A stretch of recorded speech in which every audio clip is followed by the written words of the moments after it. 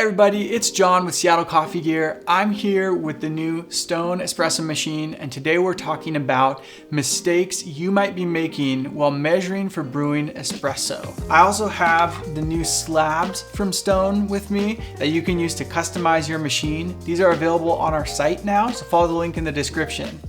Why should you care about measuring? Measuring is a great way to improve the consistency of your espresso. Improving the consistency means better quality overall, and that's quality that you're gonna taste regardless of the drinks you make. Whether it's a straight espresso, an Americano, or something milk-based, improving the consistency of your espresso is going to greatly improve how all of those drinks taste. Now that we've talked about that, let's jump right in. The first mistake that we're gonna talk about is the mistake of not using a scale at all while brewing espresso. This is a question that I get all the time when I'm talking to customers getting into home espresso with a semi-automatic. They'll ask, do I really need to use a scale while brewing espresso? My answer to them is always yes. You're gonna save so much time and waste so much less coffee if you just use a scale. You don't have to use it all the time, but mainly when you're dialing in a new coffee or a new bag of coffee, a new roast profile, something like that. It's just really helpful to make sure you're using the exact same amount of coffee with each shot. This is important because it's extremely difficult to eyeball even a 5% difference in the basket. 5% on a 18 or 20 gram shot would be 1 gram or so, and that's almost impossible to see with just the naked eye, but that can be a big difference in your shot time, the amount of extraction, and how your espresso tastes. So if you want to save some time, invest in a scale, get a scale, and weigh your coffee to help with dialing in. The next mistake is similar to the first one, but happens in a very specific scenario. This happens when you're adjusting your grind setting while using timed dosing. Contrary to what a lot of commenters and blog posters and Reddit users might say, not everybody wants to single dose and weigh every single shot. A lot of the customers we speak with don't mind just having coffee in the hopper and using the timed dosing on their grinder. Where you can run into trouble here is if you don't check your weights after adjusting your grind setting. As you grind finer, it takes longer for the grinder to produce the same amount of coffee. And as you grind coarser, the grinder works a little bit more efficiently and can give you more coffee in less time. Where this gives you trouble is when you're trying to dial in a new espresso profile or fix something that you're seeing with your shots. So say your shot is pulling shorter than you'd like, it's pulling faster than you'd like. You go to adjust your grind a little bit finer, but then don't check your weights.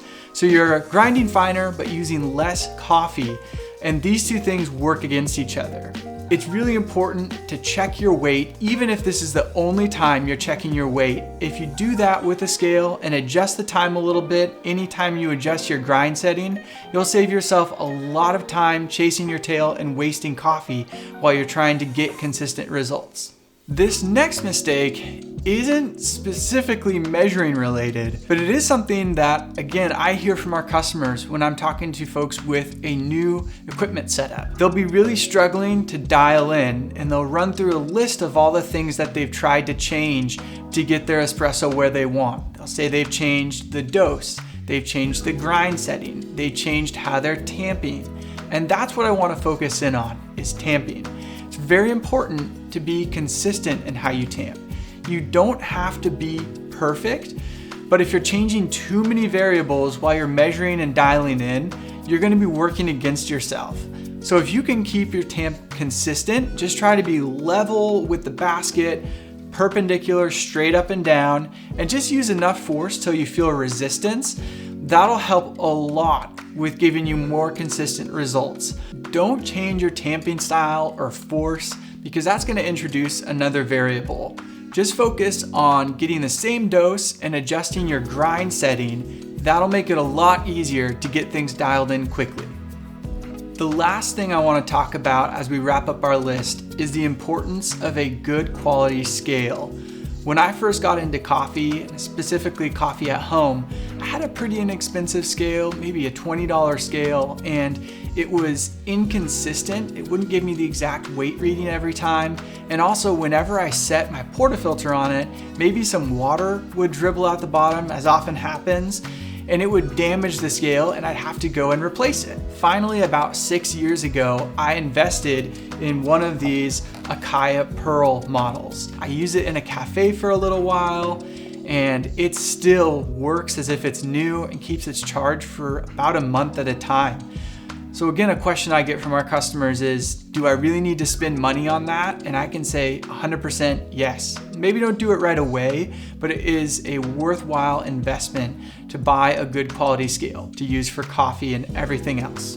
Now that we've talked about a lot of these mistakes, it'd probably be helpful to show you how I prepare espresso and use some of these tips to get more consistent results. Consistency is what we're after, so your coffee tastes exactly how you want every day. Let's start with a clean and dry portafilter. We'll tear it out on the scale, grind our coffee, we're aiming for 20 grams. We're a little over, so I'll take some out to get to 20 grams.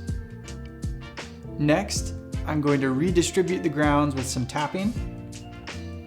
I'll tamp the coffee, and you can see that we have a level tamp. Now let's move to brewing. I'm aiming for 34 grams of brewed espresso in about 30 seconds.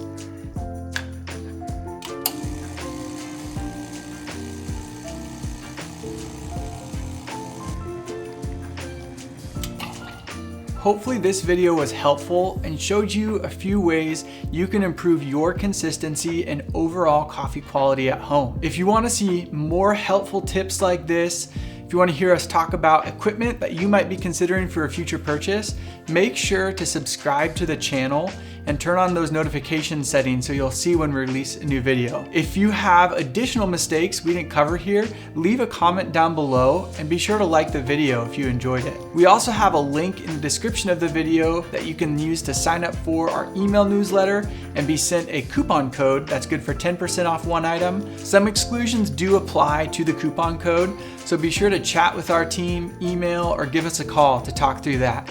While you're doing that, ask us any equipment questions you have. We'd be happy to make specific recommendations for your needs.